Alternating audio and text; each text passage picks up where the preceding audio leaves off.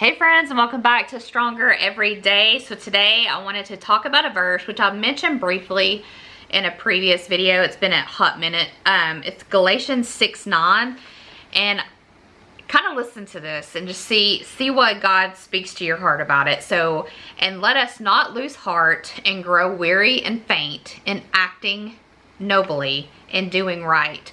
For in due time and at the appointed season we shall reap if we do not loosen and relax our courage and faint. So sometimes in life, I love that verse, sometimes in life, God leads us the hard way instead of maybe the easier path. He is, in essence, working on us through whatever he's leading us through. If you think back to the children of Israel as an example, they were led a pretty long and hard route that should have taken 11 days, and it took 40 years. 40 years, and only 2 of the original made it into the promised land. And so if you think about that, how many times have you been to the point that it didn't seem like anything was changing, so you weren't reaping anything, and maybe you had been, you know, studying God's word every day, and you've changed your eating habits, and you're exercising, and you're drinking water, and you're taking your medicine, and you're talking to a therapist or a counselor, and it still doesn't seem to be working. We've talked about treatment-resistant depression, but you get to a point where you're like, where, you know, I'm sowing all this, where is the reaping from it? And you start to think, I'm about to lose faith, lose faith and courage, and just faint. Like I can't keep going on. And so I feel like we've all kind of felt that before. And here's the thing, and we may not reap what we've sown until we're on the other side of heaven. And that's hard sometimes because we see so much fakeness via magazines and social media and television and Photoshop and filters and all of that. We see so much fakeness, and you see somebody's 5 seconds that you don't know what was happening 5 minutes before and after that photo or that picture or that Photoshop was taken, right? We see pictures, in essence, of people's lives, and honestly, we have no idea what their life is like. We see a picture of it, right? It's not a fairy tale. It's not like what we grew up with, right? Cinderella and all of that. Life is beautiful in itself, but you know, I've got dirt under my fingernails right now from digging in the garden. That's not really a fairy tale. For me it is, because it's a form of relaxation, and I enjoy being out there and seeing from one seed that I sowed, the harvest that I'm reaping. And so I feel like we kind of get to a place, right, where we were like, where's our sowing from what we've seeded? When are we going to start reaping that? And most of the time, I think we do reap things. I've said before, I feel incredibly privileged and honored and humbled and astonished that God, on my face in the floor, just wailing, crying, told me about a year ago now why I was going through this. Why was I dealing with depression and anxiety for the past 30 years and almost 30 years? And he said, because I want you to help others that are going through what you're going through. You know firsthand what it feels like, so help somebody. And I look at me, right, and I've said this before, I wouldn't pick me. I wouldn't pick me. I wouldn't be on the A team. And the truth is, maybe he tried to pick someone else. Maybe he tried to pick me 10 years earlier, but I wasn't hearing him. Well, I heard him now. And I feel incredibly just honored and humbled that someone like me that he picked to come on and help people that are going through what many Christians are going through, which is mental health illness. And so sometimes it's difficult, right, when you come on here, or when I come on here and I say something that's very personal or very in-depth or very detailed. It's hard because, and I've said this before, I'm not currently seeing a counselor, but I've seen many, and I tell you guys more than I've ever told them. It's easier for me to open up this way. And so I am now reaping all the seeds that were sown from all of the struggles that happened for the past almost 30 years. But for a long time, I kept thinking, I remember saying, I know God exists. I love God. I have a personal relationship with him. I've seen things, and I know that only God made that happen. Without a doubt, there was no question that God is real, right? I've had a personal relationship with him for almost as long as I've had depression and anxiety. And I keep thinking back about all of the things that have happened. We've got baby chicks in there, so they're chirping away. And now I'm finally seeing the rewards of that. And what I mean by that, I'm not getting like a gold star, or a gold, trophy, but I'm able to come on here and talk to others that are going through. For the longest time, I felt very alone, that no one understood, no one could comprehend. There was something very damaged and very not right and normal about me. And the truth of the matter is that there are millions of people struggling with mental health, millions of people, probably more than that just either are too ashamed to get a diagnosis or too ashamed to tell anyone that they have mental illness because of all the stigma. Now, has it gotten better? Yes. My mother had mental illness, and I think for the longest time she did not want to talk about it or tell anyone. She kind of had she wasn't fake.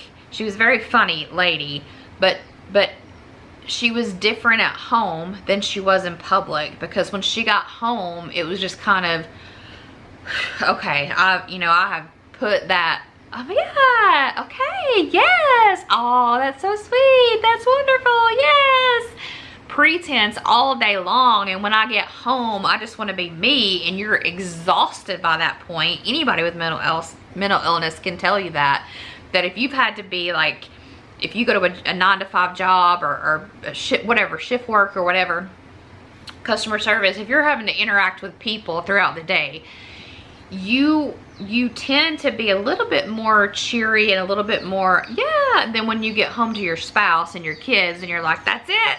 I've had the worst day ever, and nobody make a sound, nobody touch anything. You eat what I put on the table.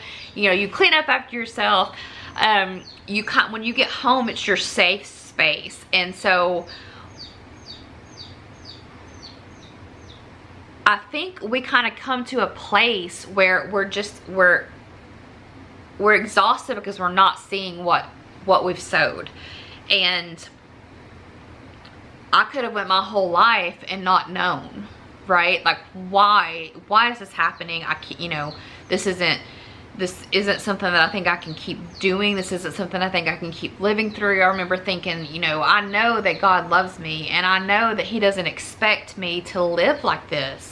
I know that God does not expect his daughter, someone he loves you, he loves me, to live like this forever. I know that not my God would not allow this to keep happening. And I think what was happening in my particular situation was that he was allowing extremes to happen so that I could come back from those And to be real bluntly honest, when I'm in the very depths of depression, I'm the closest I've ever been to God.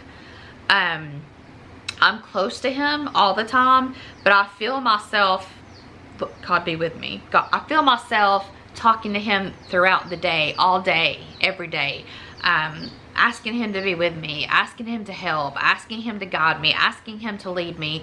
I feel so much closer when I'm going through things. And so maybe that's why he allowed this to happen for so long. And then I can come on to a platform and talk to people that are going through the same thing I've went through and been through and going through, because I know what it's like. And there's no judgment or there's no condemnation. We're just being real with each other, right? It's hard sometimes to be really real. Sometimes I think, you know, I can't say that, or I shouldn't have said that, or maybe I should edit that out because I don't want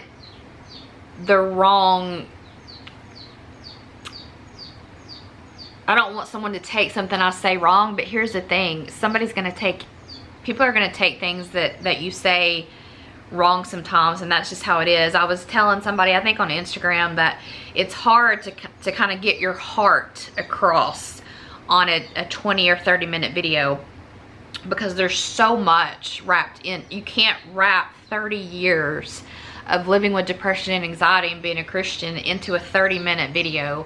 You'll never get your heart across to people. So you just have to hope that what you're saying resonates with them, and that God is touching down, and that he reaches out to the right people. I've had a few people that have messaged and said, I typed in Christians with depression and your channel popped up.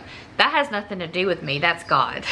It has nothing to do with some, you know, a fancy tag word or phrase, or, you know, the behind the scenes of YouTube. It's the algorithms. I'm not that popular channel yet. You know, I'm not there. So when you find my channel, that's God reaching out and touching you, because something that he spoke through me to say is going to help you. So, and every time I get a comment from somebody, or a heart, or a like, or, you know, somebody says something on Instagram, or sends me a message, I think, go God, you know, because that's him working, right? And it's humbling that he chose me. But so I wanted to talk about that again. It's Galatians 6:9. You know, when is it going to get better? If you've dealt with depression and anxiety at any length of time, you know that it does, but it's always when. When am I going to see? How long do I have to keep fighting and replacing bad thoughts with good ones, and trying to be the best version of me? We've talked about, for me specifically, the medication only helps about 30%, and I think that's probably fair across the board, you know, 30 to 40%. So you've got a lot of other things that you have to make up for, versus just taking a pill. And I'm not saying that you shouldn't be on medication. I'm on medication, right? What I'm saying is that's not the end all be all. So this last time when I was on the floor crying out to God, I remember clearly feeling like him saying, I want you to hit it all. Like you do it one at a time, right? Well, I've been going to a therapist for 2 months and I'm not better. You know, or I've been watching my diet and I'm not for 3 months and I'm not better. I've been working out for 6 weeks and I'm not better. I've been drinking more water and less diet soda for 6 months and I'm not any better. I clearly heard him say, I want you to hit it all and hit it all together, and I want you to do every aspect of that. Be all in, basically, right? Is it hard? Yes. But as I've said before, you pick your hard, right? Is it hard to live with depression and anxiety? 1000% yes. And if you've ever dealt with it, then you know that. Is it hard to recoup and recover and try to maintain? Yes. So choose your hard. What I can tell you is it's gotten better. Have I done it perfect? No. No. There's been days this past 3 weeks, we recently lost Gordy, and the last 3 weeks I would not go anywhere, and so we didn't go to the grocery store, not because Nick's lazy, because he was pulling the weight of everything else. So we didn't want him to be alone, and we ate fast food probably 5 times in 3 weeks. And for us, that's not normal.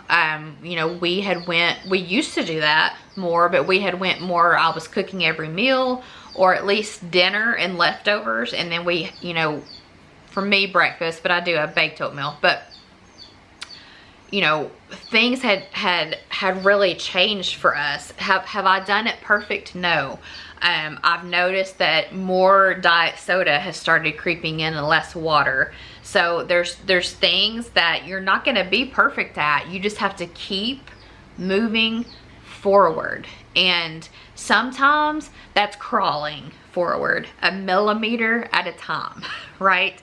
Sometimes you're on a full sprint. And I've talked about this before too, that a lot of times when I'm feeling good and having a good week, typically daily, or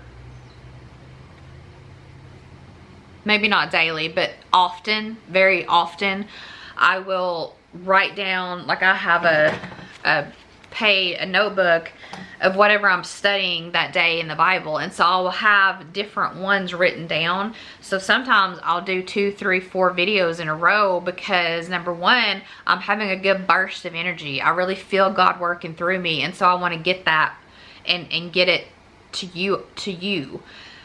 Sometimes it's because I know that I might not have a great week next week, and I've made a commitment to put a video out every Monday, and that's very important to me because somebody might need to hear that word. And so what I do is I say, okay, let me get a couple videos ahead. That way, this channel, and I have another channel, let me get a couple videos ahead. That way, if I have a bad week, I've got a buffer, I've got a vacation built into the schedule. So and you never know, anything can happen, you know, that could put you out of commission for a day, a week, 2 weeks, a month, whatever that might look like. But my commitment is to do a video once a week for both channels every Monday. So reaping and sowing, you know, you reap what you sow. You hear that all the time, but I know some people are like, well, where's my reaping? I've been sowing all this time. I don't know the magic formula, right? I don't know what God sees in you. I don't know where He's taking you, right? But it's not always the easy path. It certainly has not been for me. Part of it, I'm sure, is that I'm stubborn. I'm getting better, but I'm very stubborn and set in my ways. And God's having to work through that and work around that and help me through overcoming that to reap what I'm sowing. But, you know, at times I'm reaping some of my stubbornness and